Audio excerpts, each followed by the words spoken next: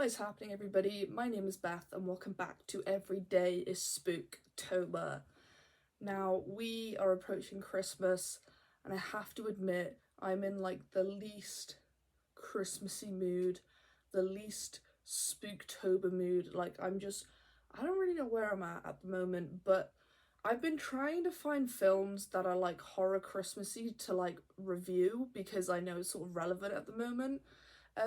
However, I mean, they're not particularly my kind of thing. Like, watch Krampus and I thought it was absolutely garbage. I mean, if you want to see my review of Krampus and, you know, we can talk about that, maybe I'll do a video. If people are interested, obviously let me know. But for me, like, horror doesn't really mix with Christmas, and I think there's a reason for that because obviously Christmas is supposed to be happy and joyful and about family and love and whatever, and horror is just the complete opposite. So yeah, let me know if you'd be interested, or if there's any films that have come out recently that you would recommend, and maybe I will visit them and have a look at, maybe review them and have a look at how they are. But for today's video, this has been long awaited. I am reviewing Smile. Now, I'm aware Smile came out in October. I unfortunately never got to see it, which I was kind of annoyed about because it was one of those on my list that I really did want to see.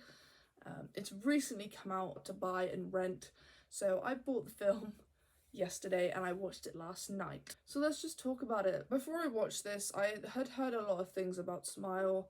I had heard that it was trash, or it was trying to be something that it wasn't, and it I don't know, like it wasn't an overall good horror film. When I first saw the like previews for it, the first thing that came to my mind, I was like, Truth or Dare. If you haven't seen that horror film, probably skip that one as well because that wasn't that good. But that's instantly what I thought. I was like, this has been done before, the whole like weird smiling thing, we've seen that. Obviously this story does have a different premise from Truth or Dare, however, it's what just kind of clicked to my mind, and I was like, I saw the previews and I thought this is just going to be your average like teenage scare horror film that's super just full of jump scares, and there's not much substance to it. I mean, overall I didn't hate the movie, but I agreed that it was quite teeny bopper jump and just sort of jump scare filled.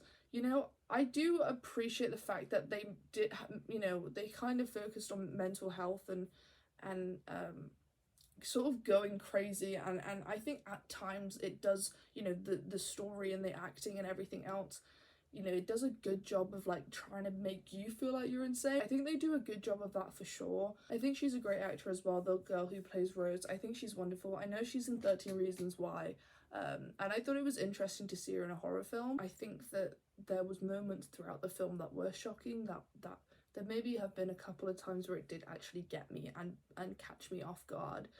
So like there was some interesting aspects of it. I know that if I saw it in the cinema, it probably would have, you know, caught me off guard more, and maybe giving, you know, jump scares would have been more effective.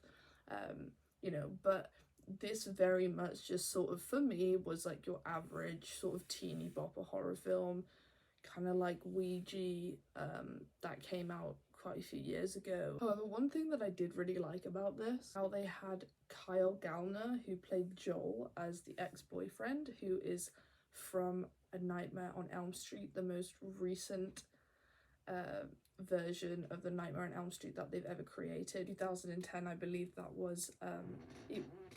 It was interesting to see him in another film because I haven't seen him in anything, although he was in the new Scream, but for like a tiny second.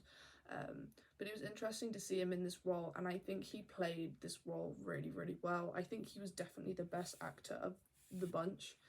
You know, he played a believable cop and just like a believable sort of genuine person, and I think that, you know, it was just nice to see him in another film because I remember him from A Nightmare on Elm Street. So it was nice to see a familiar face, that's for sure. Though something that really did bug me about this film is obviously the whole sort of point of it is that Rose thinks that she's going insane and she lives with her, you know, soon-to-be husband. But the thing that I think the biggest issue with the film is it's like she's with someone and they're engaged and they have a house together, they have a cat, you know, they're in a happy relationship is what it seems like, they're supportive of each other. However, as soon as she starts going down the loony bin, he just sort of decides to go the opposite direction and he's like, see you later. And I think that was one of the biggest issues with this film, because the relationship wasn't real. The relationship just seemed pointless to sort of introduce and even explore, because the husband wasn't supportive, and as soon as he found out that she killed the cat and is blaming it on supernatural forces, as soon as all that happens, he immediately just sort of like breaks down and turns the other direction. He's like, I'm not interested, and then obviously they end up in a big fight. But I think that there should have been some sort of fight in him to protect her, and I think introducing, you know, Joel coming in as the ex-boyfriend, it's like, what relevance does he have? I'm aware obviously at the end he's there to for her to sort of you know, apologize for the past relationships and her actions and stuff, but it's like, why introduced the guy that she's engaged to, because he didn't really have much of a role, I think, in this film, and I think like either take him out or like fully involve him, and he just towards like the back end of the film, like he just no one knew where he was. Every time she went home he wasn't there, and there was just no more development with their relationship. And I know obviously at the end Rose dies, and that's, you know, very cliche sort of way for the characters, for the film to end. It was kind of silly the fact that she dies and there's no sort of look back to her almost husband or her like sister and her other family. Like it I think they could have just sort of focused a bit more on certain characters, and main one being Trevor, her almost husband, you know. Or even, I think it would have been better if maybe you took Trevor out and then you just made Joel her husband or whatever, and then maybe they had issues in the past and she can sort of fight those demons at the end still. Like, I don't know, I think that was a big plot hole for me, and I think it made it weaker because I didn't think their relationship was that great or important. So it was like, I'm not rooting for her, I'm not rooting for him, because who cares about their relationship? We're not seeing enough of it.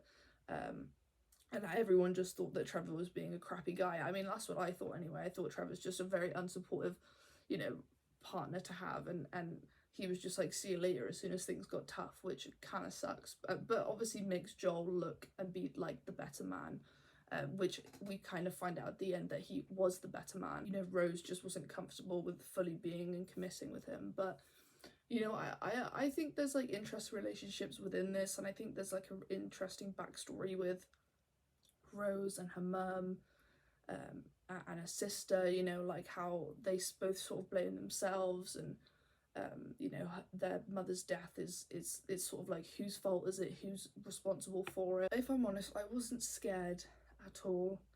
I think the horror was really dialed down when it should have been amped up. Like, this film is rated an 18, the horror should have been like it should have been way up there, and I don't really understand why this was rated an 18 besides the language. This just felt like more of a teeny bopper type of horror film, so I'm quite surprised that it's rated 18, because I wouldn't see adults enjoying this, I would see more kids enjoying this. And you know, I just think like the overall story as well, like not a lot of adults are going to connect maybe with it as much. I do wish the horror was more amped up. They just seem to rely on jump scares and like things popping out of nowhere, you know, at moments that you're not expecting. They just relied on the element of surprise more than like actually creating real like thorough horror. So on the like 1 to 10 scale of like how horrifying it is, I'd probably give this like a -1. It was really disappointing to see that. I don't think the film was bad, but like this wasn't a horror film for me. This was more like a psychological thriller, because it was sort of like a mystery and finding out like what was happening to these people and why it's affecting Rose. It was more like a mystery and a thriller rather than a really scary horror film, which is what it was advertised as. Kind of irritating when I think when horror films do that, they sort of try and advertise as one thing and they come out as something else. That's my personal opinion though, maybe people will disagree and were scared. Didn't get me at all. You know, I think the sort of ending scene was the most shocking thing for me for this. When we actually see the smile creature in its true form, I think it's interesting to see like what it looked like, you know, when it wasn't sort of inside of someone possessing them. And then like the whole plot twist at the end where we sort of think Rose has fought the creature, but you know, by capturing it and killing it herself with no one else around. And then we think she's, you know, her mind has tricked her into believing she's done it when she actually hasn't. And then obviously we find out that it's passed on to Joel, which is deeply upsetting because he definitely didn't deserve that at all. I guess it can kind of portray that, you know, people can really suck you and pull you into, you know, dark places or to the wrong places, people who don't deserve it at all. And I think that there's definitely like some hidden meanings and messages behind it. It's obviously up for interpretation as well. But yeah, I don't know. I think it was interesting to see the creature in real form.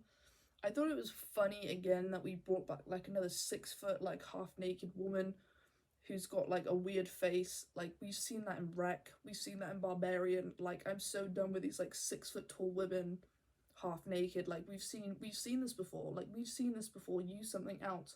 The creature in this film as well, you could seriously tell that whoever was in charge of the makeup department, the makeup was not done very well because it just looked like shit. I'm not trying to shit on the entire film, but for me, the creature, I was like, this just looks like some 12-year-olds trying to do somebody's makeup. Like it wasn't horrifying and it wasn't scary. It was very sort of like mid.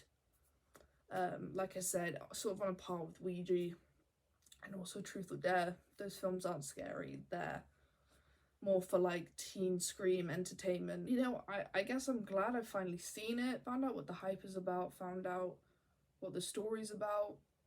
You know, I definitely think we've found these kind of things before, kind of like with possession films when it's like someone's possessed and they have to go and search and find out, you know, these priests or someone to help them to try and get rid of it, and then they try and get rid of it and then it doesn't work and it gets 20 times worse. We've sort of seen those plot points, and it's definitely been done before. So I give props to like the marketing for this with like setting people up at baseball games and football games with like people being weird and smiling. However, we've definitely seen this before, and I think it was just sort of another spin-off of what we've seen, unfortunately. But it was a good try. It wasn't the worst. I would rate this 4 out of 10. Unfortunately, it wasn't for me, but let me know if you guys liked it. Don't forget to subscribe, and I will see you on the next one.